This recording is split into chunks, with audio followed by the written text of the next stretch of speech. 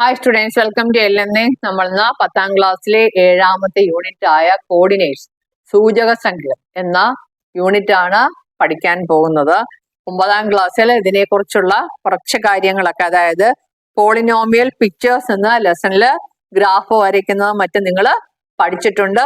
അതിന്റെ കുറച്ച് കാര്യങ്ങൾ ഞാൻ ഓർമ്മപ്പെടുത്തിക്കൊണ്ട് നമുക്ക് 10ാം ക്ലാസ്സിലെ പാഠഭാഗത്തിലേക്ക് കടക്കാം. 9ാം ക്ലാസ്സിൽ നിങ്ങൾ ഒരു polynomial p of x equals 2x plus 1 എന്ന പോളിനോമിയലിന്റെ ഗ്രാഫ് വരയ്ക്കാൻ വേണ്ടി ഞങ്ങൾ പഠിച്ചു. അപ്പൊ ഗ്രാഫ് വരയ്ക്കുന്നതിന് നമുക്ക് 2 പോയിന്റുകൾ വേണം. ഒരു കോളം ആയിട്ട് നമ്മൾ എക്സും മറ്റൊരു കോളത്തില് p of x ഉം എഴുതും.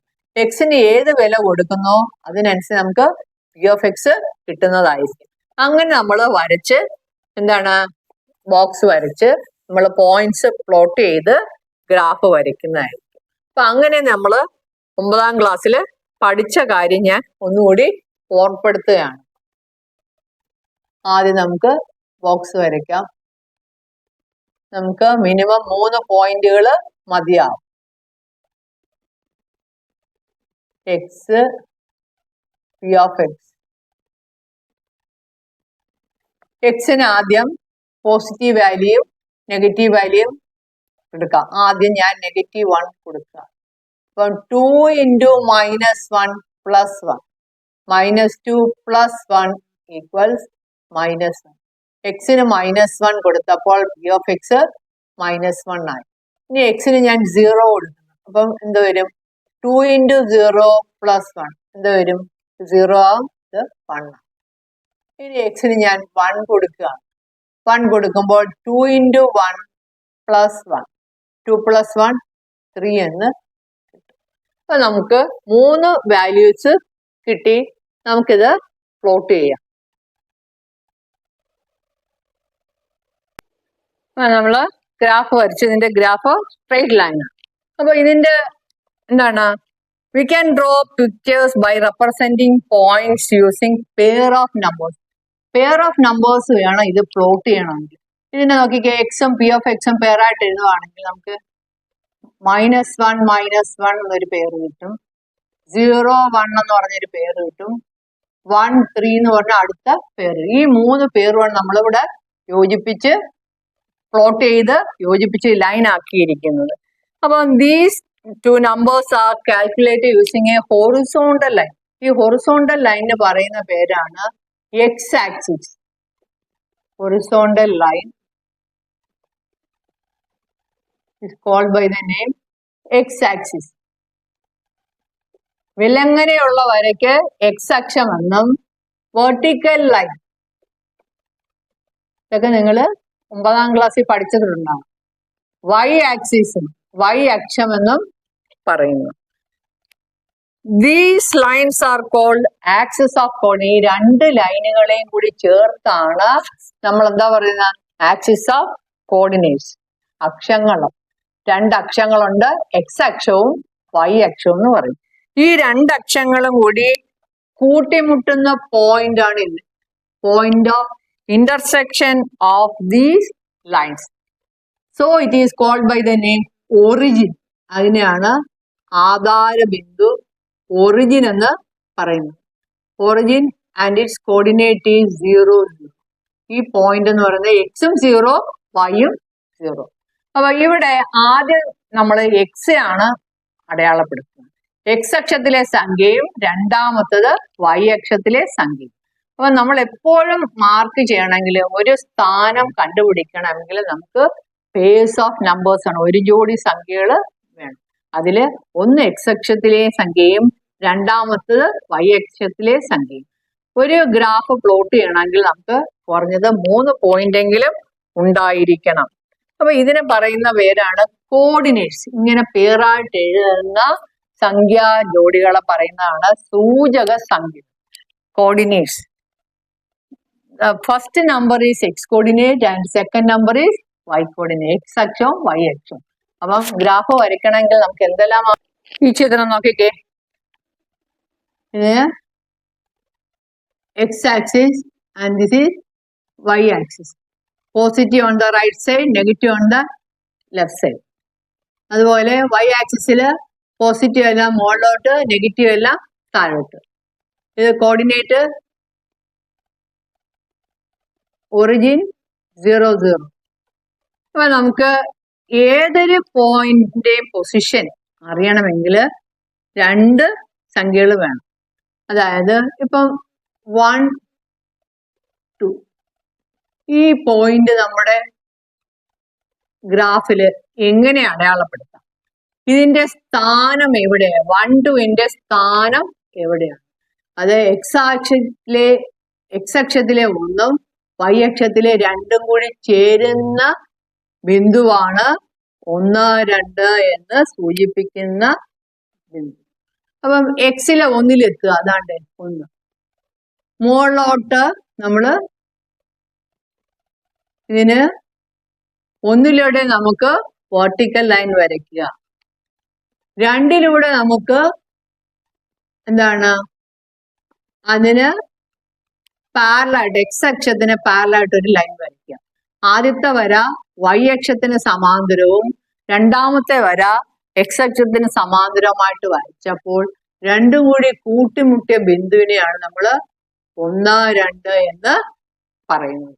ബിന്ദു 1 2 എന്ന് പറയുന്ന അതിന്റെ സ്ഥാനം ഇവിടെയാണ്. ഇത് രണ്ടും കൂടി കൂട്ടിമുട്ടുന്ന ഇതിന് നമുക്ക് എ എന്ന് പേര് കൊടുക്കാം. A1 2. ഇനി മറ്റൊരു പോയിന്റ് എടുക്കാം, B0 0 1. ഇങ്ങനെ പറയുമ്പോൾ നമുക്ക് ആദ്യം എക്സിലെ 0യിൽ ചെല്ലുക. എക്സിലെ 0 ഇതാണ്. വൈയിലെ 1, ഇത് പോസിറ്റീവ് സംഖ്യയുടെ വൈയിലെ 1. അപ്പൊ ഇത് എങ്ങോട്ടും പോകുന്നില്ല, അതാ ഇവിടെ തന്നെയാണ്. എക്സിലെ 0, വൈയിലെ 1. അകലം വേറെ ഒന്നും പറയാത്തത് കൊണ്ട് നമ്മുടെ പോയിന്റ് എന്താണ്? B01. നമുക്കിവിടെ പ്രത്യേകിച്ച് വരയ്ക്കേണ്ട കാര്യമൊന്നുമില്ല.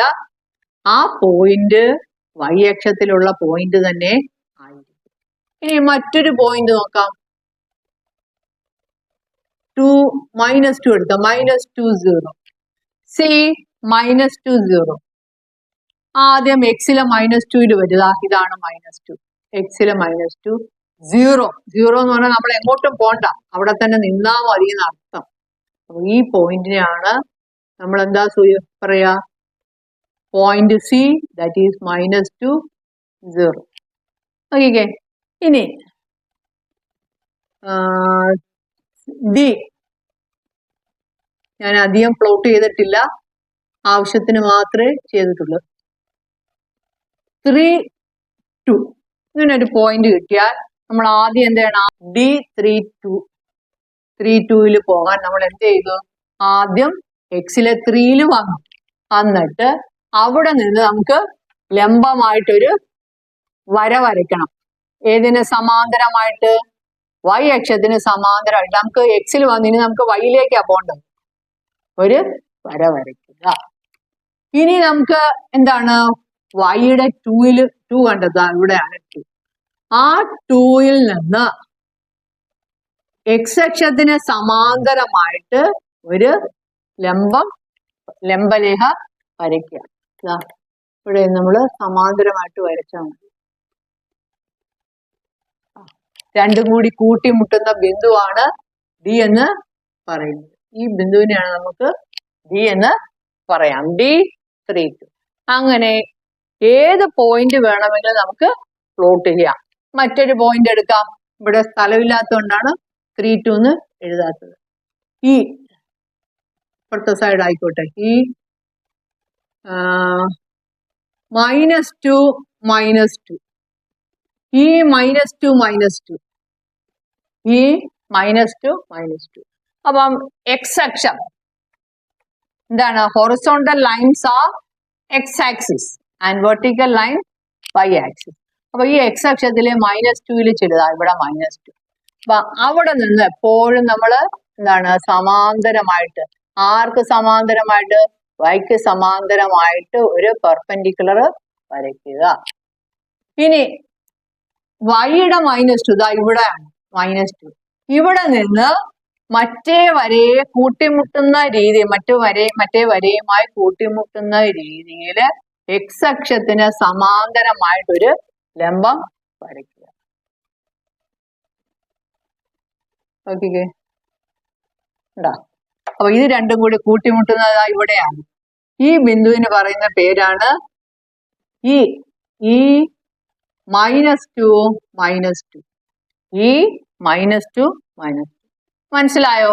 ഇപ്പൊ എന്താ, 4 പോയിന്റുകൾ നമ്മൾ പ്ലോട്ട് ചെയ്തു. ഈ 4 ചില പ്രത്യേകതകളൊക്കെ കാണുന്നുണ്ടൊക്കെ. ഇവിടെ x0, ഇവിടെ y0. x0 ആയപ്പോൾ അതിന്റെ സ്ഥാനം എവിടെയാന്ന് നോക്കിക്കേ, 0 1, x0 y1. നോക്കിക്കേ, എവിടെയായിരുന്നു 0 1, b എവിടെയാ? y അക്ഷത്തിലെ ബിന്ദു.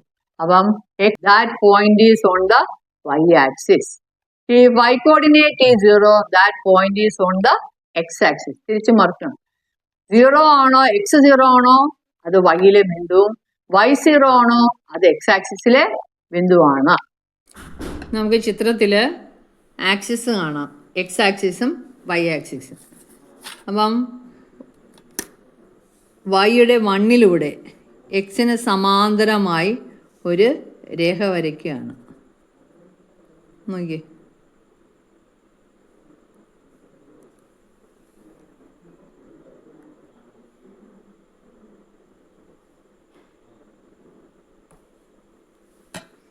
രേഖ വരച്ചു. ഈ രേഖയിലെ ബിന്ദുക്കൾ നമ്മൾ പ്ലോട്ട് ചെയ്യുകയാണെങ്കിൽ നമുക്ക് ഓരോ ബിന്ദുക്കളുടെയും കോർഡിനേറ്റ്സ് എഴുതാം. ഇവിടെ x0 y1, അപ്പം 0 1. ഇതിൻ്റെ നേരെയുള്ള പോയിന്റ് x1 y1 1 1. ഈ രണ്ടിന് നേരെയുള്ള ബിന്ദുവിൻ്റെ കോർഡിനേറ്റ്സ് x2 y1. ഇപ്പുറത്തെ സൈഡ് അതുപോലെ നോക്കുകയാണെങ്കിൽ -1 നേരെ ഇവിടെ x -1 y1. അപ്പോൾ ഇതിൻ്റെ കോർഡിനേറ്റ് -1. അപ്പോൾ ഇതിൽ നിന്ന് ഒരു കാര്യം വ്യക്തമാണ്. എന്താണ്? എക്സ് അക്ഷത്തിന് സമാന്തരമായി ഏതൊരു വര വരച്ചാലും അതിൻ്റെ y കോർഡിനേറ്റ് തുല്യമായിരിക്കും. നോക്കിയേ, 1 1 1 1. ഞാനിപ്പോൾ 0 1-ൽ നിന്ന് വരച്ചുകൊണ്ടാണ് എല്ലാം 1 ആയത്. ഇനി 0 2-ൽ നിന്നാണെങ്കിലോ y കോർഡിനേറ്റ് എല്ലാം 2 2 ആയിരിക്കും. അതായത് എക്സ് അക്ഷത്തിന് സമാന്തരമായ ഒരു വര വരച്ചാൽ അതിൻ്റെ എന്താണ്, y കോർഡിനേറ്റ് തുല്യമായിരിക്കും. അതുപോലെ തിരിച്ചും y അക്ഷത്തിന് സമാന്തരമായി ഒരു വര വരയ്ക്കുകയാണെങ്കിൽ, ഞാൻ ഈ 2-ൽ കൂടി വരയ്ക്കാം.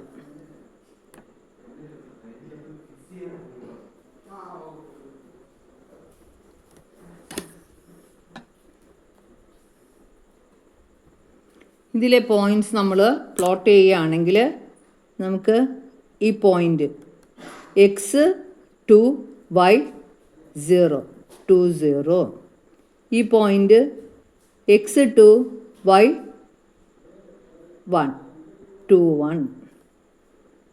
ഈ പോയിൻ്റ് എടുത്താലോ x2 y -1. അപ്പോൾ ഇതിൽ നിന്ന് മറ്റൊരു കാര്യം നമുക്ക് മനസ്സിലാകും. എന്താണ്?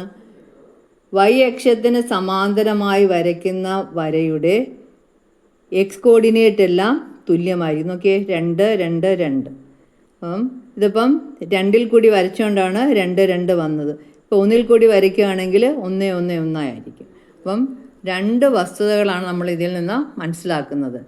എക്സ് അക്ഷത്തിന് സമാന്തരമായ വരയുടെ y കോർഡിനേറ്റ് തുല്യവും y അക്ഷത്തിന് സമാന്തരമായ വരയുടെ എക്സ് കോർഡിനേറ്റ് തുല്യവും ആയിരിക്കും. ഓക്കെ, പേജ് 135-ലെ എക്സസൈസ് ക്വസ്റ്റ്യൻ, ഒന്നാമത്തെ ചോദ്യം. The y coordinate of point on the X axis. X ആക്സിസിലെ y കോർഡിനേറ്റ് എന്തായിരിക്കും? കുറച്ചു മുമ്പ് പറഞ്ഞതേ ഉള്ളൂ. എന്തായിരിക്കും? 0 ആയിരിക്കും, അല്ലേ? y coordinate X axis is answer 0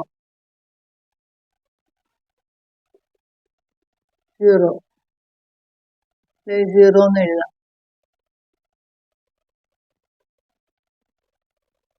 നമുക്കിവിടെ വരാം, എഴുതാം. ആൻസർ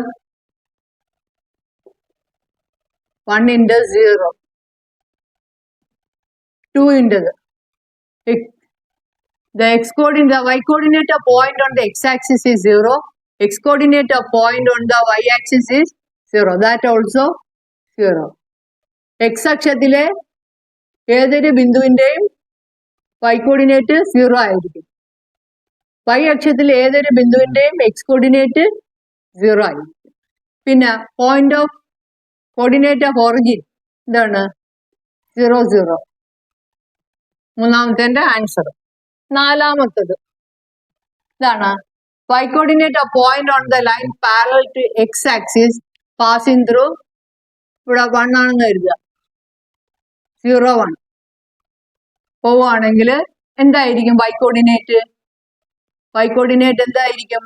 1 ആയിരിക്കും. നോക്കിക്കേ, y കോർഡിനേറ്റ് 0 1 കൂടി എക്സിന്റെ 0, വൈയുടെ y coordinate a point on the line parallel to x axis.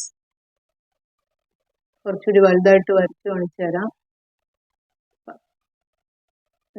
X ആക്സിസിന് സമാന്തരമായ ഒരു വര, ഇത് 1 ആണ്, ഇത് 0 1. 1 കൂടി 0 1 കൂടി പോകുന്ന വരയില് എന്താണ്? y കോർഡിനേറ്റ് എന്തായിരിക്കും? 1 ആയിരിക്കും.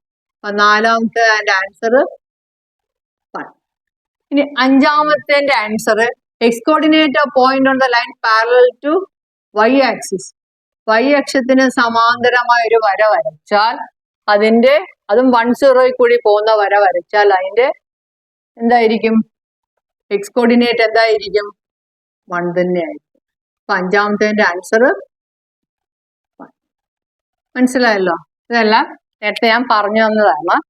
അപ്പം ഒന്നാമത്തെ എക്സസൈസ് എന്ന് പറഞ്ഞാൽ പേജ് 135 ഒന്നാമത്തെ ചോദ്യം കഴിഞ്ഞു. ഞാൻ വൈൻഡ് അപ്പ് ചെയ്യാണ്. Remaining question will do in the next class. Okay, by.